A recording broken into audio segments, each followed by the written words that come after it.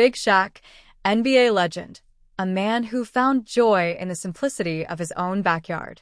But what started as a peaceful day took a turn when his neighbor saw him swimming. To her, he wasn't a homeowner, he was a threat. A single false 911 call later, flashing lights and sirens turned Shaq's tranquil afternoon into a nightmare. What happened next? No one saw it coming. Before we dive deeper into this crazy turn of events, make sure you subscribe to our channel and let us know where you're watching from. Drop a comment below. The Miami sun bathed the pristine neighborhood of Palmrest Hills in a golden glow. It was the type of place where the air smelled like freshly mowed grass and the latest high-end cologne. Every house looked like it had been plucked from the pages of a luxury magazine. Towering palm trees lined the perfectly clean streets, their long shadows stretching lazily across the sidewalk. The hum of a sports car engine here and there, or the faint sound of a backyard fountain, added to the ambience of effortless wealth. It was peaceful, quiet, and wealthy, exactly how Shaquille O'Neal, better known as Big Shaq, liked it. But for Shaq, this wasn't just some flashy mansion, it was home. Shaq had always been larger than life, not only in stature but in spirit. He was a man who carried his success with grace, never letting his millions or his basketball legacy change who he was. Despite his fame, he lived by simple principles: kindness, humility, and the firm belief that wealth meant nothing if it wasn't shared. That's why, more often than not, you wouldn't find him in some fancy nightclub or surrounded by Hollywood elites. Instead, you'd find him right here, in his backyard, lounging by the very pool he designed to be his personal oasis, a place of peace in a world that often refused to see him as just another man. Today, as with most days, was no different. The cool water rippled around him as he floated, eyes closed, basking in the sun's warmth. Shaq had always loved the water. It made him feel weightless, free. The distant laughter of children playing and the gentle rustling of the palm trees in the breeze mixed together in perfect harmony, creating the soundtrack of his solitude. Nearby, his longtime friend and house manager, Derek, was lounging in a patio chair, sipping lemonade and scrolling through his phone. "Shaq, you ever gonna get out of that water? You've been in there longer than a dolphin," Derek called out with a smirk. Shaq cracked open one eye and grinned. "A dolphin, huh? You just mad 'cause you can't float like me?" Derek scoffed. "Ain't nobody trying to float like you, big man. Some of us actually gotta work." Shaq laughed, sending ripples through the water. This was his paradise, his escape from the noise of the world. But as always, paradise never lasts forever. Across the street, behind tall hedges and an iron-wrought fence, someone was watching. Eleanor Whitmore had lived in Palmrest Hills for over 20 years. Her wealth was old money, elegant and understated, passed down through generations. With her perfectly styled silver streaks of hair and a wardrobe that screamed class, she considered herself the self-appointed gatekeeper of neighborhood standards. To Eleanor, Shaquille O'Neal was a problem. She didn't like the idea of him living here. Sure, he was rich, richer than most of the people in Palmrest Hills, but there was something about him that bothered her. He was too visible, too big, too loud, too friendly with people who didn't belong in a place like this. He let local kids into his home, treated them like family, and had the audacity to enjoy life right in front of her. It wasn't right. It didn't fit with the peaceful, elite world she had worked so hard to maintain. And today, as she peeked through her curtains and watched him lounging in his pool, something inside her snapped. Eleanor turned away from the window, her lips pressed into a thin line. Without a second thought, she picked up her phone and dialed a familiar number. "Hello, Palmrest Hill Security? Yes, I'd like to report something suspicious." Back at Shaq's house, just as he had stepped out of the pool, Derek's phone buzzed. He glanced at the screen and frowned. Looks like security's on their way." Shaq wiped the water from his face with a towel. "Security? For what?" "No idea, man," Derek replied. "They said they got a report of suspicious activity at your place." "Suspicious? What?" "I was swimming too loud," Shaq joked. But there was something behind his eyes, something Derek recognized. It was the familiar look of a man who had experienced these types of situations far too many times before, the quiet understanding, the exhaustion of a black man who knew the feeling of being unfairly targeted. Minutes later, two security officers stepped through the open gate.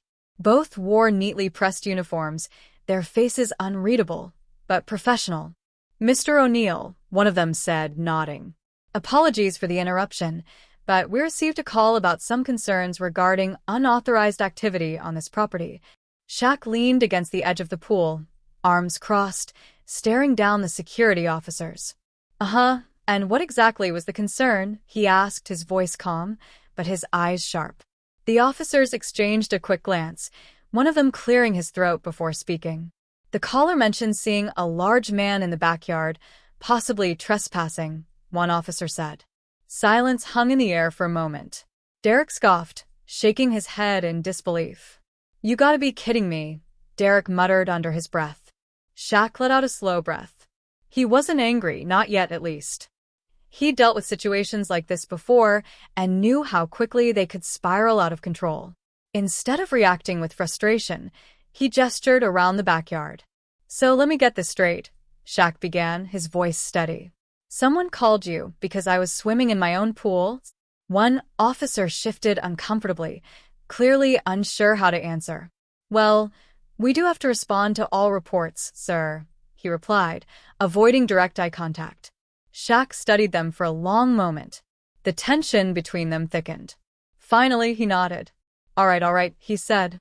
"You've responded, you see me here, and you know I live here. So we're good." The officers hesitated, exchanging another quick glance before nodding. "Yes, sir. We're good. Sorry for the trouble," one said. As they turned to leave, Derek muttered, "Yeah, you're real sorry." Shaq grabbed his towel, wiping his face slowly, trying to let the situation go. He'd learned long ago to shake it off, to move on, but something deep down told him this wasn't over yet. Across the street, behind the pristine white curtains, Eleanor Whitmore stood watching. Her jaw was tight, her frustration boiling. This wasn't how it was supposed to play out. She had expected a different outcome. Without wasting a second, she grabbed her phone and dialed a different number. 911. "What's your emergency?" The dispatcher's voice was steady, professional. "Yes," Eleanor replied, her voice smooth but laced with concern. "I need to report a trespasser. There's a very large man acting aggressively in my neighbor's backyard. I'm scared. Please send someone quickly." She hung up, a slow, satisfied smile spreading across her lips. This time, she thought to herself, they'll take it seriously. And just like that, the peaceful afternoon in Palm Crest Hills was shattered. The late afternoon sun shimmered across the neighborhood, casting golden and amber hues across the sky. A gentle breeze rustled through the neatly trimmed hedges, carrying the distant hum of a lawnmower and the occasional bark of a pampered dog. It was the kind of neighborhood where nothing ever seemed out of place, a place where order, wealth, and exclusivity wrapped around its residents like an invisible shield. Eleanor Whitmore stood by the second-floor window, her perfectly manicured fingers tightening around a chilled glass of white wine. She had lived in Palm Crest Hills long enough to know when something didn't belong, and right now, Shaquille O'Neal lounging in his backyard was, in her mind, exactly that. She had been watching him for far too long, though she didn't admit it. The way he floated effortlessly in his oversized pool, completely at ease, as if he had every right to be there. Asterisk, which of course he did asterisk. But that wasn't the point. Her lips pursed as she took another sip of wine, her gaze never leaving him. She had tried to ignore it, tried to convince herself that it wasn't a big deal, but the more she watched, the more unsettled she became. He was too large, too noticeable. It wasn't that she was racist, at least that's what she told herself, but Palm Crest Hills had a certain atmosphere. There was a refined sense of exclusivity she felt had to be maintained. No matter how much money Shaquille O'Neal had, no matter how many celebrity friends or charity events he attended, he didn't fit into her version of this neighborhood. And then, as if to push her over the edge, she saw something that made her stomach twist. Two neighborhood kids, no older than 12, walked by Shaq's open gate. He spotted them immediately, flashed that familiar big smile, and waved them over. Then he invited them in. Eleanor's grip tightened around her glass of wine. That was it. That was the moment. Without a second thought, she turned and grabbed her phone from the marble countertop, dialing 911 once more. 911. What's your emergency? The dispatcher's voice came through, calm and professional. Eleanor inhaled deeply, injecting just the right amount of fear into her tone. Yes, I need to report a trespasser, she said, glancing once more at the backyard. There's a very large man, huge actually, acting aggressively near the pool. I don't know who he is, but he's scaring me. The dispatcher remained neutral. Ma'am, is the individual armed? Eleanor hesitated for a moment, her eyes narrowing. I don't know, but he looks dangerous. He's towering over these children, and I just don't feel safe. Please send someone quickly. Can you describe the individual? The dispatcher asked. Eleanor exhaled sharply, as if the very thought of describing him sent a chill down her spine.